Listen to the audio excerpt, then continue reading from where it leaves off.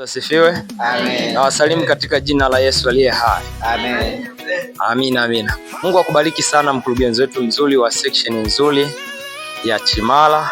Hii ni section ya Chimala. Hii section ya Chimala, baba mkurugenzi, kabla sijazungumza juu ya habari ya section, natamani kujua majina yako, alafu ndipo tuendelee na section. Karibu. Jina langu naitwa Ndio. Ndio. Amina. Mungu akubariki sana baba. Hii section ya Chimala ina makanisa mangapi? Section yetu nzuri ya Chimala ina makanisa matano. Amina. Na hawa ni kasfeta kutoka kwenye makanisa hayo 15. Aliyopo hapa ni kasfeta ile kanisa ambao katika makanisa. Amina. Kwa idadi hiyo na makanisa 9. Amina. Mungu akubariki sana baba mkurugenzi. Naomba unisaidie kumpa mwalimu mic hapo ili nimuulize maswali machache. Barikiwe sana mwalimu.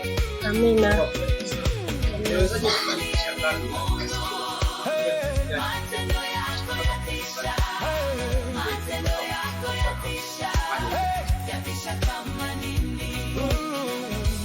Tunamshukuru Mungu, kwanza tunafanyia maombi, kisha Mungu kwa njia ya maombi.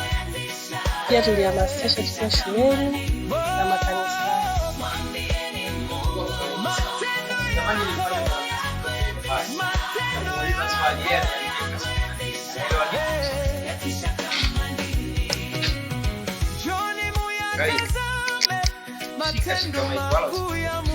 Unaitwa nani? Unatokea wapi na unaelewa nini kuhusu Kasfeta? Naitwa Evodia, natokea Kapunga Shoroni. Kwanza nianze na kirefu cha Kasfeta. Ni Christian Ambassador Students Fellowship Tanzania. Na ninachoelewa kuhusu Kasfeta ni ushirika ulioanzisha mashuleni ili kuimarisha Injili ya Kristo isambae kwa vijana ili wamtumikie Mungu. Mungu akubariki sana. Kushughulika na vijana walioko mashuleni ili wamtumikie Mungu. Ufupi, Kasfeta ipo kwa ajili ya kusudi moja la kuwakusanya vijana walioko mashuleni na kuwaelekeza namna ya kumtumikia Mungu. Mama, Mungu akubariki sana. Barikiwe sana na Bwana. Naomba nikuulize swali dogo tu kuhusu habari ya Kasfeta. Wewe unajifunza nini juu ya habari ya wanafunzi wanavyoenda, wanaporudi, wanapotembea wakiwa mashuleni? Huwa unajifunza nini kwao wakiwa katika hii hali ya kutumikia Kasfeta?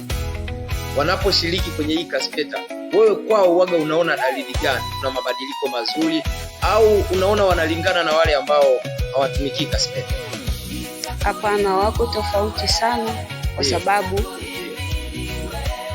wanatembea katika maadili ya Kikristo na wanaishi sawasawa na neno, na maisha yao yako tofauti na watu wa mataifa. Tunamshukuru Mungu kwa kweli, watoto wangu. Amina. Mungu akubariki sana. Pigieni makofi jamani. Pigieni makofi. Amina. Natamani niulize swali moja la mwisho. Hili swali moja la mwisho inawezekana mtu akapata zawadi. Natamani niulize swali moja la mwisho.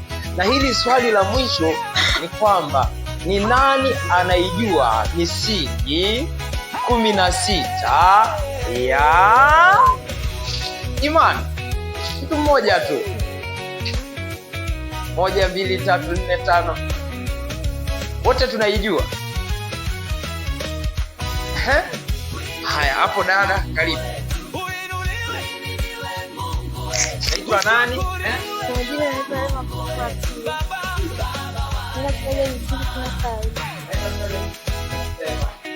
Kwa kwanza, maandiko yaliyofikiwa. Kwa pili, Mungu mmoja kweli aliye hai. Kwa tatu, Mungu wa Bwana Yesu. Kwa nne, anguko la mwanadamu. Kwa tano, wokovu. Kwa sita, wajibu au maagizo ya kanisa. Kwa saba, ubatizo wa Roho Mtakatifu. Kwa nane, ishara au udhibitisho wa Roho Mtakatifu. Kwa tisa, utakaso. Kwa 10, kanisa. Kwa 11, huduma za kimungu. Kwa 12, uponyaji wa kimungu. Kwa 13, tumaini lenye baraka. Kwa 14, utawala wa Kristo mwaka 1000.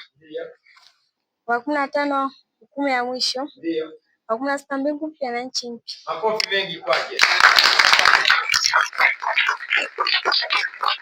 Mungu akubariki sana. Kesho asubuhi unione. Unatakiwa unywe soda. Kesho asubuhi unione.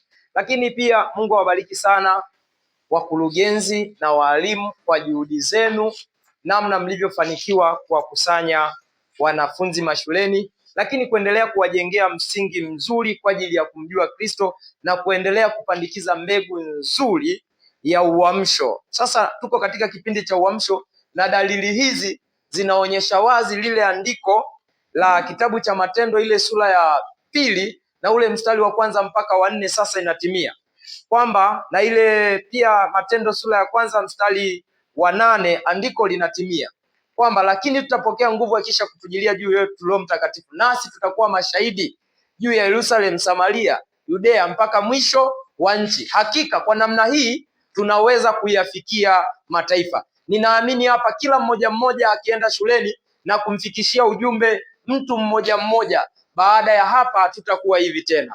Mungu awabariki sana, barikiwe sana na Bwana. Sasa tufike mwisho. Mungu awabariki sana.